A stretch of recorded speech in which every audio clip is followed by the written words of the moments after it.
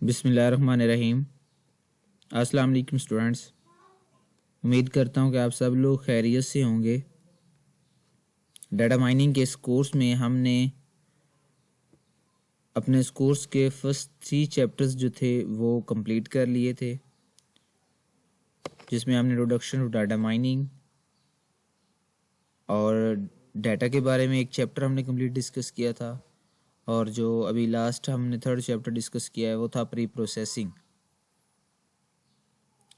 अभी जो हमारे पास डिस्कशन थी, अब जो चैप्टर हम स्टार्ट करने जा रहे हैं, चैप्टर नंबर 4th, ये है data warehousing and online analytical processing. अभी तक जो हमारी डिस्कशन थी वो डाटा क्लीनिंग, डाटा इंटीग्रेशंस वगैरह तक थी कि कैसे डाटा जो कलेक्ट होता है डाटा बेसिस में।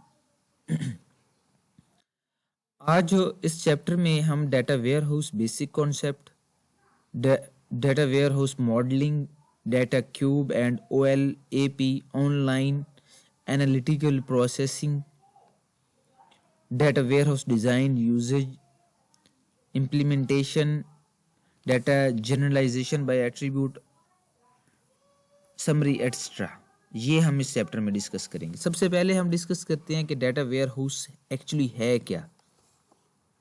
हम जब भी डेटा को सेव करने की बात करते हैं तो हमने थोड़ा सा यहाँ पे मैं आप लोगों को एक डिफरेंस बताता जाता हूँ डाटा वेयर हाउस का और हमारे पास डेटाबेस में। डाटा वेयर हाउस और डेटाबेस में डिफरेंस क्या है, आपने अगर इस बात को गौर से समझ लिया तो आपको इस चैप्टर की समझ आ जाएगी। डेटाबेस क्या है, इसमें हम क्या करते हैं, डिफरेंट लोकेशन से, डिफरेंट सोर्स से जो फाइल्स होती हैं वो कलेक्ट होके एक जगह पे आके स्टोर हो जाती हैं। वो किसी एंटिटी के बारे में होती हैं, कोई ऑब्जेक्ट होता है, उसके एट्रीब्यूट्स होते हैं, डिफरेंट जो हैं उसके एट्रीब्यूट्स होते हैं, और वो वहाँ पे उन एट्रीब्यूट्स की मदद से हम उस एंटिटी के बारे में इंफॉर्मेशन जो है वो हम डेटाबेस से फेच कर लेते हैं। अब डेटाबेस में सिर्फ उस एंटिटी के बारे में जो हमने इंफॉर्मेशन दी है, हमने वहाँ पे रिकॉर्ड दिया है और हम उसी को ही स्टोर करेंगे।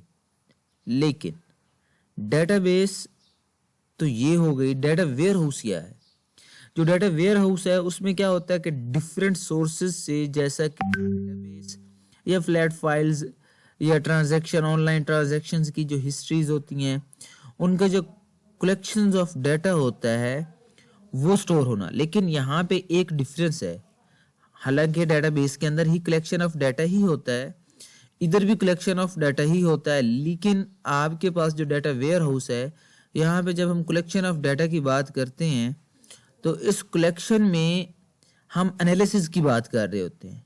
यहाँ पे जो हम डाटा कलेक्ट करते हैं डाटा वेयर हाउस में, उसके ऊपर हम कुछ एनालिसिस परफॉर्म कर सकते हैं, हम उसकी बेस पे कुछ डिसीजन ले सकते हैं।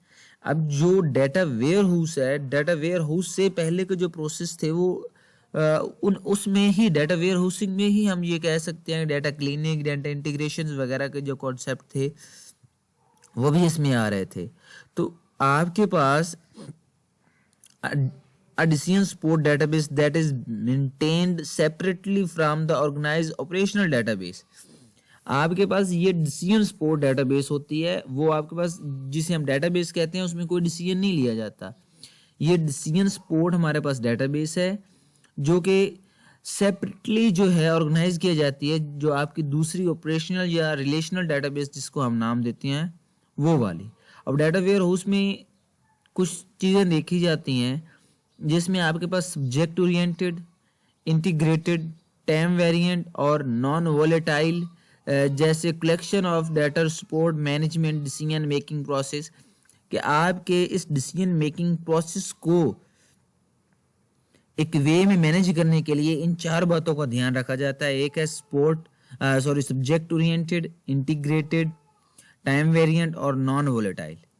ये हम 1 बाय 1 डिस्कस करते हैं आगे नेक्स्ट। उम्मीद है कि आप लोगों को डाटा वेयर हाउस और डाटाबेस में डिफरेंस का पता चल गया होगा। वहाँ भी कलेक्शन ऑफ डाटा होता है, मैं अगेन बता रहा हूँ, लेकिन डाटा वेयर हाउस में भी कलेक्शन ऑफ डाटा होता है, लेकिन डाटा वेयर हाउस की बेस पे हम एनालिटिकल जो हैं उसके एनालिसिस जो हैं वो हम इसकी बेस पे परफॉर्म करते हैं।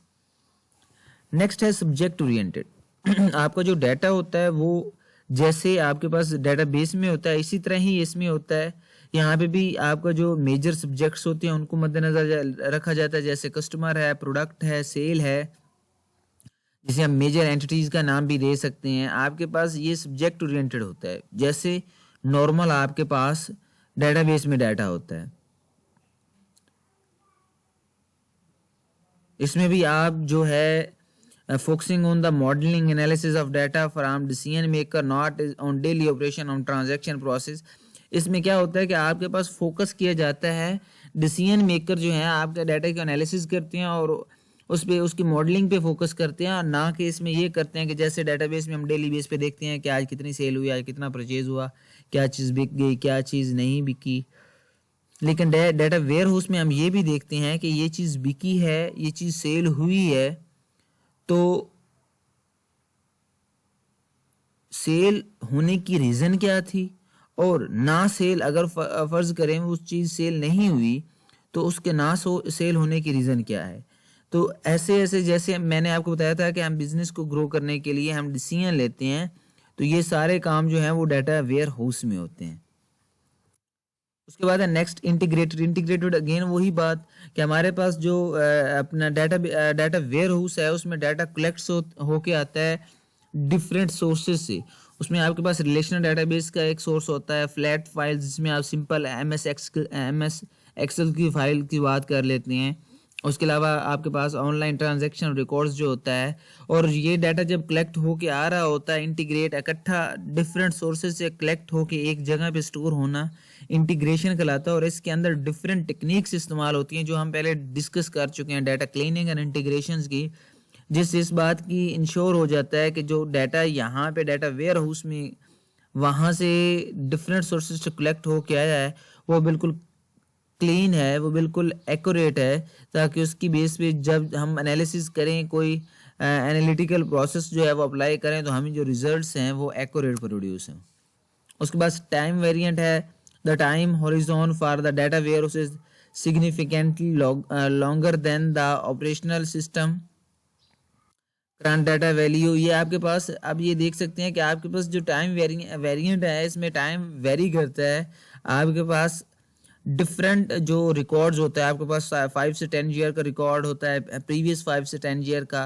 फिर आप जब डिसीजन ले रहे होते हैं तो आप सिर्फ जो करंट रिकॉर्ड होता है उसको नहीं देखते, आप प्रीवियस रिकॉर्ड को भी देखते हैं, और ये चेक किया जाता है कि माजी में क्या था, पास्ट में क्या था, अब प्रेजेंट में क्या सिचुएशन जा रही है, तो उसकी बेस पे डिसीजन लिया जाता है। यहाँ तक हमारा आज का लेक्चर था। उम्मीद है आप लोगों को समझ आ गई होगी। अगर किसी बात की समझ नहीं आई तो मुझसे पूछ लीजिएगा। इससे नेक्स्ट हम OLTP वर्सेस OLAP ये हम इंशाल्लाह नेक्स्ट क्लास में डिस्कस करेंगे। अपना ख्याल रखिएगा। अल्लाह हाफिज़।